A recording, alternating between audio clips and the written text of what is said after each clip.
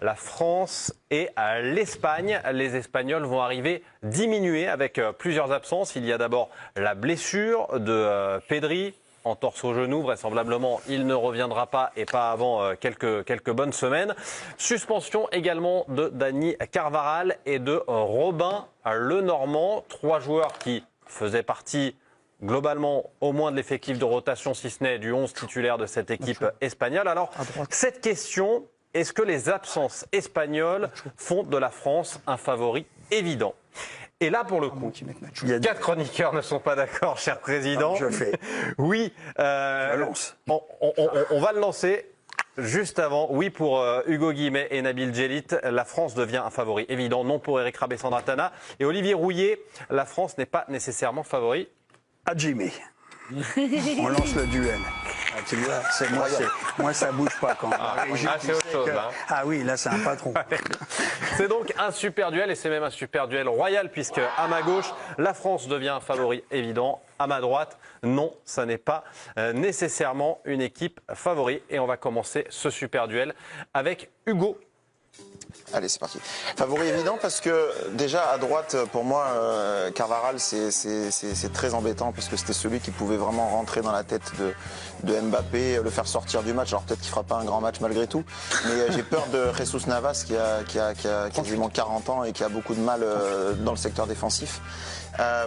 Et aussi la France, je les vois tellement dominants athlétiquement par rapport à cette équipe d'Espagne que je pense qu'on risque encore de s'ennuyer, de voir les Espagnols avec le ballon, mais la France va gagner. Eric Rabessandratana. Non, parce que quand on voit le parcours de l'Espagne, ils sont déjà à 11 buts dans cet Euro. Voilà, vous battez la Croatie, l'Italie, l'Allemagne. Vous avez une équipe qui est assez équilibrée offensivement. Alors c'est vrai que les absences vont être préjudiciables défensivement, mais l'équipe de France a quand même énormément de mal offensivement. Donc je ne sais pas s'ils seront capables de poser autant de problèmes que ça, mais ça n'enlève rien aux possibilités de la France. Nabil Djellit. Non, mais on est en plein Tour de France et moi, l'équipe de France, elle fait penser à Miguel Indurain, c'est-à-dire qu'au train, elle bat tout le monde. Elle n'a même pas besoin d'attaquer, elle n'attaque pas d'ailleurs, elle est solide, elle est clinique. Quand on l'attaque, il ne se passe pas grand-chose, les autres sont décrochés, c'est la voiture balai. En plus, elle mange le cerveau de tout le monde, elle a un ascendant psychologique sur tout le monde. Personne n'a envie de jouer l'équipe de France. Et moi, si je suis espagnol, je me dis que c'est le mauvais plan, l'équipe de France, parce qu'athlétiquement, elle va me dominer, parce qu'elle va attendre, elle va le contrer, elle va me faire mal. Donc pour moi, le favori, c'est l'équipe de France. Merci pour cette analyse vélo, c'était au début de l'émission. Eh bien justement, Olivier. moi c'est totalement l'inverse. Je pense que c'est la seule équipe qui justement peut mettre vraiment en difficulté l'équipe de France. C'est la seule équipe qui joue au football. On me parle de jeu, on n'arrête pas de me parler de jeu, mais là c'est la seule équipe qui sera capable de mettre en difficulté dans le jeu, parce qu'il y a un jeu de qualité, même s'il y a des absents. Je trouve franchement que les Français ont à craindre les Espagnols, parce que leur jeu est dynamique, il y a de l'enthousiasme, il y a de la combativité, il y a de l'équilibre, et je les trouve beaucoup plus inspirés que nous autres Français. Nous, on est en difficulté et franchement, c'est vraiment la seule équipe que doit craindre l'équipe de France. Il y a 3 secondes pour Hugo et Nabil. Oui, parce que je suis d'accord avec toi sur le jeu, mais pour battre la France, il faut le jeu et l'athlétique. Et l'Espagne n'est pas athlétique. Et surtout, ce qu'ils n'ont pas, c'est la baraka. Alors nous, on est injouables à ce niveau-là. C'était terminé. On ne retiendra pas cet argument dans la décision. J'aurais pu dire que cet argument d'ailleurs. Évidemment, vous flashez le petit QR code qui vient d'apparaître pour voter en faveur soit de Hugo et Nabil qui estiment que oui, l'équipe de France, du fait des blessures de l'Espagne notamment, est un favori indiscutable à cette demi-finale. Soit vous votez pour Olivier Rouillet et Eric Rabessandratana. Non, l'équipe de France n'est pas nécessairement favori suite à ces blessures. Avant ça, pour trancher, le président. C'est très compliqué parce que sans les blessures, je t'aurais dit l'Espagne, même si, parce qu'on ne parle pas de Pedri, même si Olmo est rentré à sa place et qu'il a marqué, Pedri quand même dans l'interligne, il est formidable, même si il pouvait encore monter en puissance. Moi, bien sûr, il y a Lamine Yamal et Nico Williams qui peuvent faire mal, mais moi, je ne sais pas s'ils ont un effectif. Ils ont un système de jeu. Ils font rentrer Ferran Torres, Oyarzabal. Ils sont capables d'amener quelque chose devant. Mais là, c'est Nacho, a priori, qui va jouer à la place de Lenormand. Il a raison, Navas, 39-40 ans. Mais est-ce qu'on est sûr que c'est Navas à droite et Nacho à droite? Je suis pas sûr. Non, mais parce qu'il peut très bien mettre Nacho, il a déjà fait au Real à droite et mettre un central. Il a une autre solution. C'est Viviane, Dani Viviane dans la Viviane, mais il est bon lui. Non, mais Non, mais il va pas mettre Navas c'est sur- possible. Défenseur de l'Athletic Bilbao. Non, mais c'est possible. Mais aujourd'hui, tu vois, c'est la première fois, jusqu'à même encore, j'ai regardé les cotes. Et la France était toujours favorite. Et là, ils sont à 2,60 et les autres sont à 2,40. Mais la cote est baissée depuis les 3 blessures.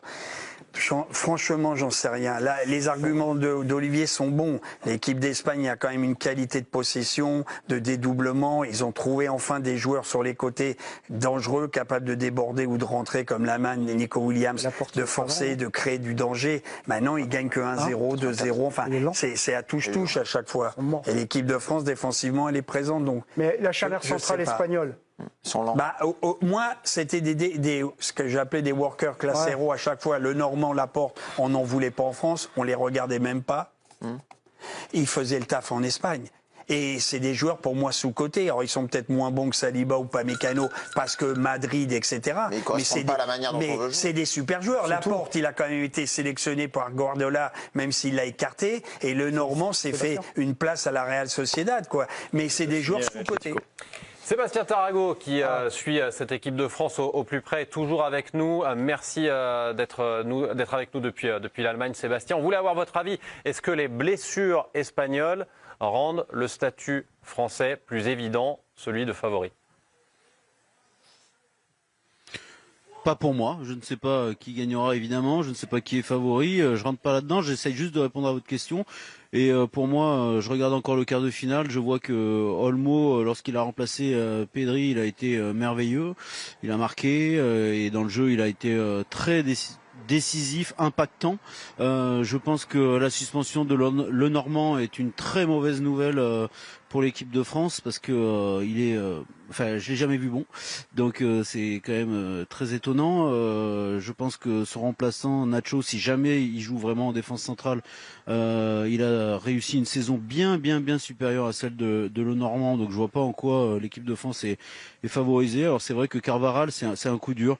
Donc, mais dans l'ensemble, je ne crois pas que ces suspensions-là rendent à l'équipe de France un statut de favori plus évident qu'il pouvait l'être avant.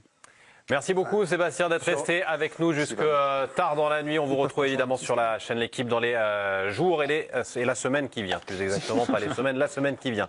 Bonne soirée du côté de l'Allemagne.